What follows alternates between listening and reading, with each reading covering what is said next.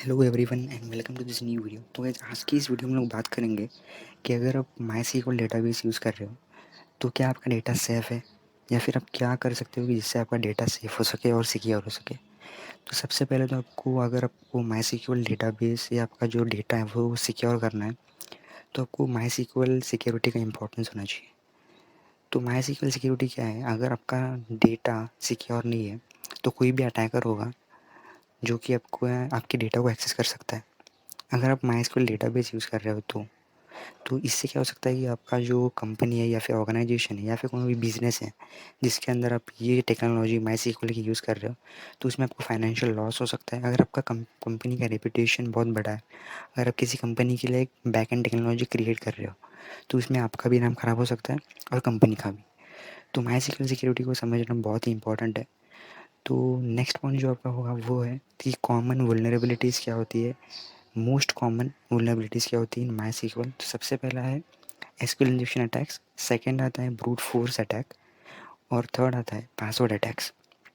तो most common जो है जो फर्स्ट पे आता है वो है एसक्यूएल इंजेक्शन अटैक्स। तो इसमें क्या होता है कि जो अटैकर होता है वो आपका जो डेटाबेस का पासवर्ड है या फिर आपका कोई भी वेबसाइट का लॉगिन फॉर्म है या साइनअप फॉर्म है तो इसके अंदर वो पासवर्ड सेक्शन में ऐसे कुछ क्वेरीज या फिर ऐसे कुछ कैरेक्टर्स डालता है जिससे वो आपका जो बैक एंड माई सीक्वल का जो क्वेरी है उसको चेंज कर पाता है। और वो चेंज करने के और जब वो चेंज करता है और अगर वो सक्सेसफुल हो गया तो उसको आपके डेटा का एक्सेस मिल सकता है। तो ये होता है एसक्यूएल इंजेक्शन अटैक्स जिसके अंदर जो अटैकर होता है वो आर्बिट्रेरी एसक्यूएल क्वेरीज रन करता है on your database to get access in the database. तो जो सेकंड मैंने बताया जो कि था ब्रूट फोर्स अटैक। तो ब्रूट फोर्स अटैक में क्या होता है कि इसमें जो अटैकर होता है वो ट्राई करता है every possible chance to find the right password. मतलब वो क्या करता है इसके अंदर कि बहुत सारे ट्राई देता है to crack the password and get into the system. और जो थर्ड मैंने कहा जो कि था पासवर्ड अटैक्स। तो पासवर्ड अटैक्स में क्या होता है, इसमें जो अटैकर होता है वो बहुत ट्राई नहीं करता, वो गैस करता है कि पासवर्ड क्या हो सकता है जिससे कि अगर वो मतलब ऐसे ही मतलब आप बोल सकते हो कि वो कुछ भी पासवर्ड गैस कर रहा है और सिर्फ इंटर कर रहा है, लॉगिन कर रहा है, साइनअप कर रहा है।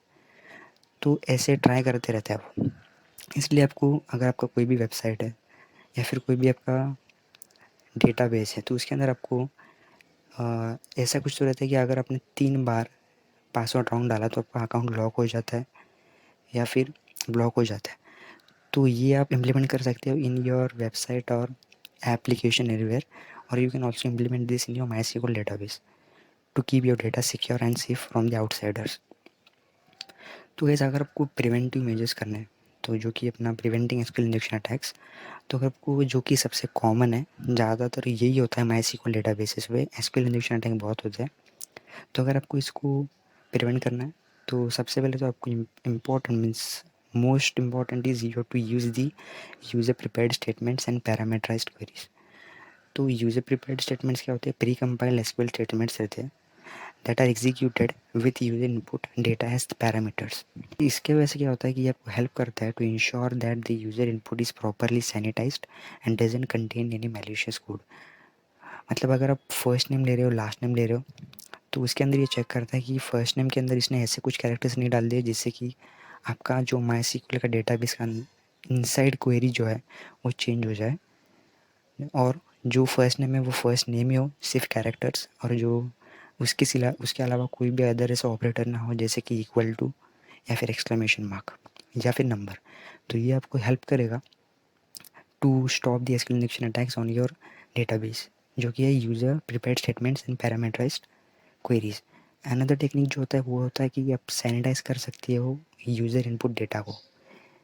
इसमें क्या होता है, आप वैलिडेट करते हो सबसे पहले तो यूज़र इनपुट डेटा और उसके बाद में आप इसमें से जो ऐसे मैलिशियस कैरेक्टर्स रहते हैं जैसे कि मैंने आपको बोला इक्वल टू या फिर एक्सक्लेमेशन मार्क, ये जो कैरेक्टर्स होते हैं इसको आप रिमूव करते हो जिससे कि आपका एस्केलेशन अटैक परफॉर्म आपके साइट पे नहीं हो सकता या फिर आपके वेबसाइट पे नहीं हो सकता। तो ये जो है था वो सेकेंड था जो कि था सैनिटाइज यूज़र इनपुट डेटा, जो कि आपको हेल्प करेगा to prevent the SQL injection attacks on your website. उसके बाद अपना जो फोर्थ पॉइंट आता है वो है सिक्योरिंग पासवर्ड्स। तो अब पासवर्ड्स तो कौन सा भी वेब हो या फिर एप्लीकेशन हो, वहाँ पे पासवर्ड्स तो होते ही है जो कि यूज़र्स के होते हैं, और वो सबसे इम्पोर्टेंट रहते हैं जिससे कि यूज़र का डेटा एक्सेस ना हो पाए और डेटा सेफ रहे। तो अब सिक्योरिंग पासवर्ड्स के लिए क्या कर सकते हो, आप तो सबसे पहले स्ट्रॉन्ग पासवर्ड पॉलिसीज़ यूज़ कर सकते हो, वो तो कोई भी यूज़ करता है। तो सबसे पहले इसके अंदर आप हैशिंग यूज़ कर सकते हो। हैशिंग आपको मालूम होगा कि एक ऐसा मेथड है जिससे पासवर्ड जो है वो है, जो भी यूज़र इनपुट कर रहा है पासवर्ड, फॉर एग्जांपल पासवर्ड है ABCD या फिर admin123, तो ये admin123 जो है वो, ये जो पासवर्ड है इसको एज इट इज़ डेटाबेस में सेव नहीं करता है। उसको डेटाबेस में सेव करने से पहले वो उसको इनक्रिप्ट करता है, यानी कि हैश करता है, और उसके बाद उसको वो डेटाबेस में सेव करता है। तो you can use hashing to secure passwords more and keep it secure in your database. उसके बाद जो अपना है वो है सॉल्टिंग। तो सॉल्टिंग में क्या होता है, इसमें आप एक ऐसा रैंडम स्ट्रिंग लेते हो, रैंडम मतलब एक शेयर्ड सीक्रेट होता है जिसके अंदर आप कुछ भी रैंडम कैरेक्टर्स आपके हिसाब से आपके मन के डालते हो, जो कि अप्रॉक्सीमेटली रहते हैं 20 to 30 कैरेक्टर्स। उसमें कुछ भी हो सकता है, नंबर्स, कैरेक्टर्स या फिर कौन से भी स्पेशल सिम्बॉल्स। तो ये क्या सॉल्टिंग में क्या होता है कि वो जो पासवर्ड हैशिंग करेगा, पर वो हैशिंग करने के लिए आपका शेयर्ड सीक्रेट जो होगा वो यूज़ करेगा और उसके बाद वो हैश करेगा, यानी कि आपका जो शेयर्ड सीक्रेट होगा उसको वो सबसे पहले यूज़ करेगा और उसके बाद हैश करेगा। आप चाहो तो इसका नेट पे आप देख सकते हो कि सॉल्टिंग और हैशिंग में क्या डिफरेंस है। हैशिंग में वो सीधा मतलब हैशिंग ऐसा क्रिएट किया मेथड है जो कि अपने हिसाब से बैकग्राउंड में चल के आपका जो पासवर्ड है वो उसको इनक्रिप्ट करके डेटाबेस में स्टोर करेगा। पर सॉल्टिंग में आप क्या करोगे, इसमें और आप जो पासवर्ड है उसका और आपका सिक्योर कर सकते हो, क्योंकि और एक स्टेप इसमें बढ़ेगा जो कि होगा आपका शेयर्ड सीक्रेट, जो कि 20 to 30 कैरेक्टर्स रहेगा, और वो कैरेक्टर्स यूज़ करके जो हैशिंग मेथड है वो आप रन करोगे ऑन दी सॉल्टिंग, यानी कि सबसे पहले आप सॉल्टिंग करोगे और वो जो सॉल्ट होगा उसके ऊपर आप हैशिंग फंक्शन रन करके उसका जो पासवर्ड है वो और भी ज़्यादा सिक्योर कर सकते हो।